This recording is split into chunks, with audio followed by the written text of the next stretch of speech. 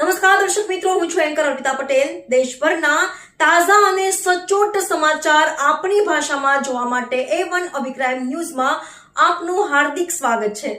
હવે જોઈએ મુખ્ય સમાચાર।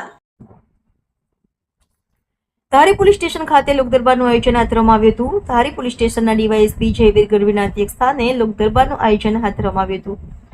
આ લોકદરબારમાં ધારીના વેપારી એસોસિએશન, રાજકીય આગેવાનો તેમજ દરેક જ્ઞાતિના આગેવાન સહિત લોકો મોટી સંખ્યામાં હાજર રહ્યા હતા। જ્યારે આ કાર્યક્રમનું શાબ્દિક પ્રવચન પીઆઈ દેસાઈ દ્વારા કરવામાં આવ્યું હતું। જ્યારે આ લોકદરબારમાં ધારી શહેરમાં પડતી વિવિધ મુશ્કેલીઓ વિશે ચર્ચા કરવામાં આવી હતી। પોલીસ વિભાગ દ્વારા રજૂ થયેલા પ્રશ્નો અંગે ટૂંક સમયમાં નિવારણ લાવવા માટે ખાતરી આપી હતી। આ લોક દરબાર કાર્યક્રમ અંતર્ગત ધારી પત્રકાર સંઘ વતી પ્રમુખ સંજય વાળા, ઉપપ્રમુખ મેહુલ ત્રિવેદી, જયેશભાઈ જેઠવા, રહીમભાઈ ચાવડા, પ્રવેશભાઈ સુમરા દ્વારા ડીવાયએસપી સાહેબનું વિશેષ સન્માન કરવામાં આવ્યું હતું। આ તકે ડીવાયએસપી જેવી ગઢવીએ જણાવ્યું હતું કે પોલીસ પ્રજાની મિત્ર છે અને ગમે ત્યારે પોલીસ વિભાગને લગતું કોઈ કાર્ય હોય તો હર હંમેશા કચેરી કાર્ય પૂર્ણ કરવા માટે તત્પર છે। ખૂબ જ મોટી સંખ્યામાં લોકો આ લોક દરબારમાં હાજર રહ્યા હતા અને ખૂબ જ સફળતાપૂર્વક આ કાર્યક્રમને પૂર્ણ કરવામાં આવ્યો હતો।